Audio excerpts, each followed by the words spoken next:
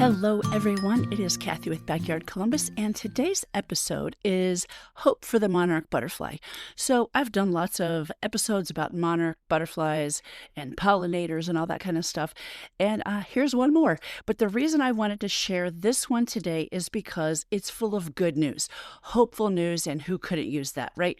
So if you don't know, the eastern migratory monarch butterfly goes from the northeast United States and into Canada, okay, from those areas all the way down to the Oyamel fir forests in Mexico, and that is where they spend the winters.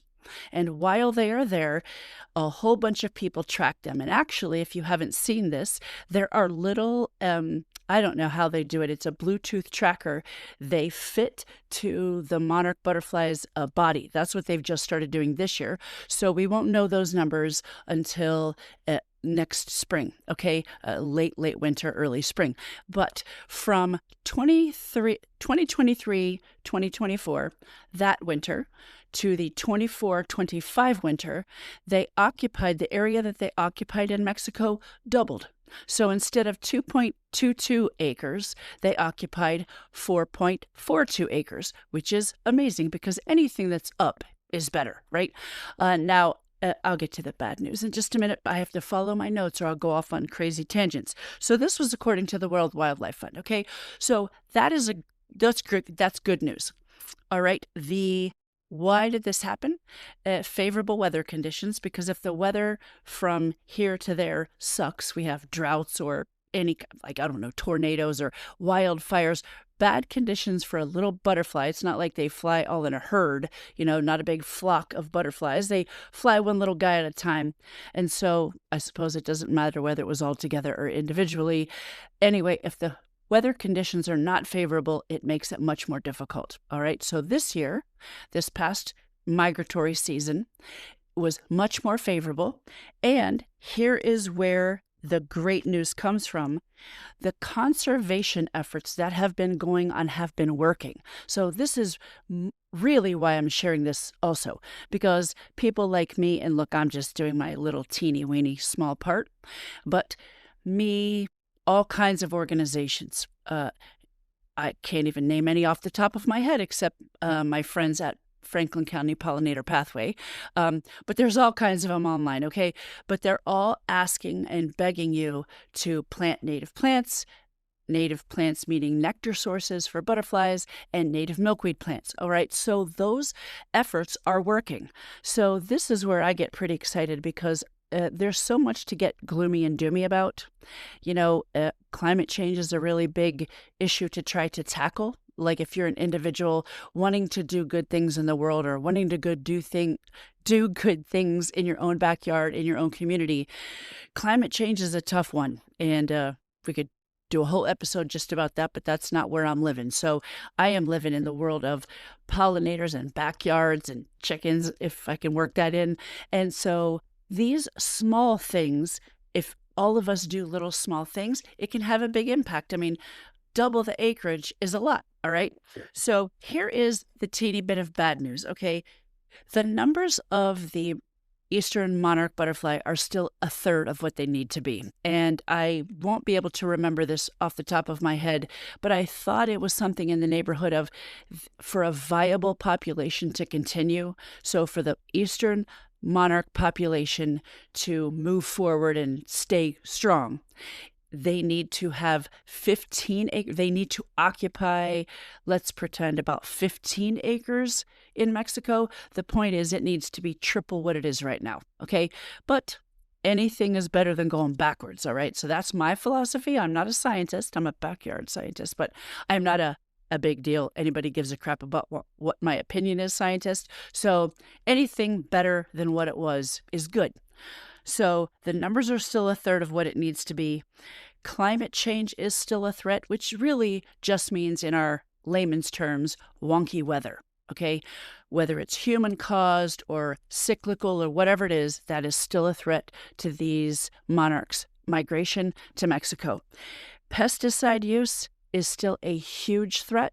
And the good news for that is controllable. All right. It may not be controllable in the large fields of like farmlands they have to cross. Although if you were a farmer, that would be under your control. A little bit harder. I see where that gets a little weird.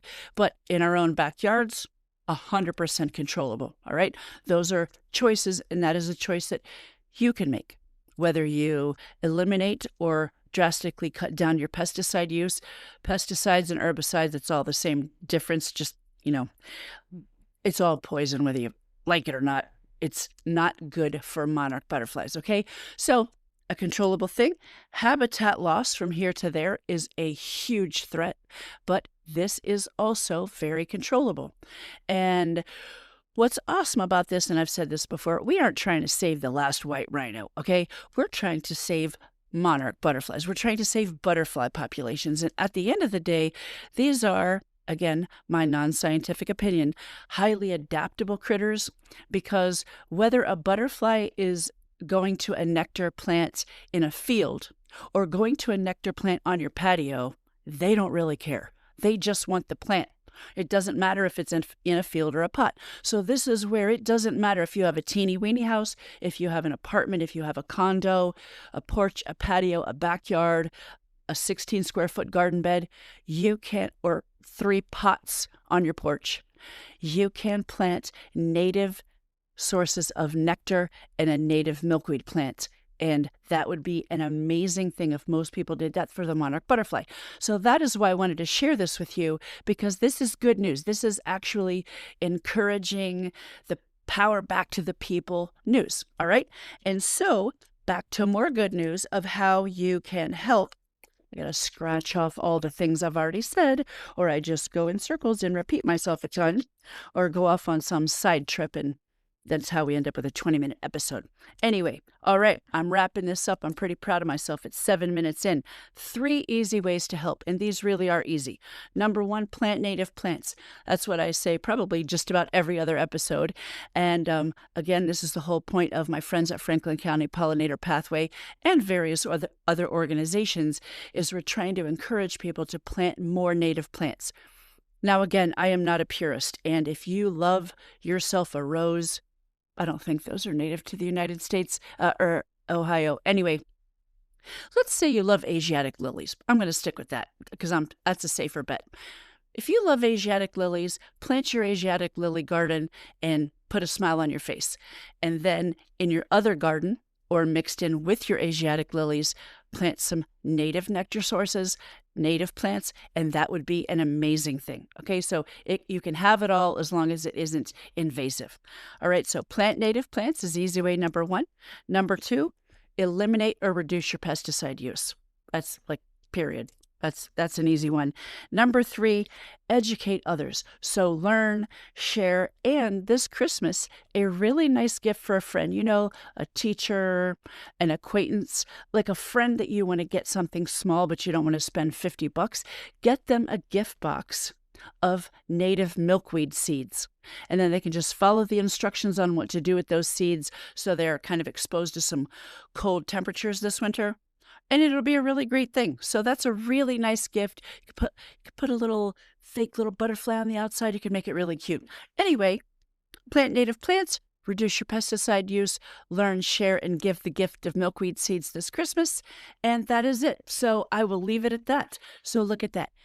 Under 10 minutes. But I just wanted to share that good news and encourage you to keep fighting the fight and keep planting those native plants. And thank you for listening. I would love it if you share any or all of my episodes. Have an awesome day.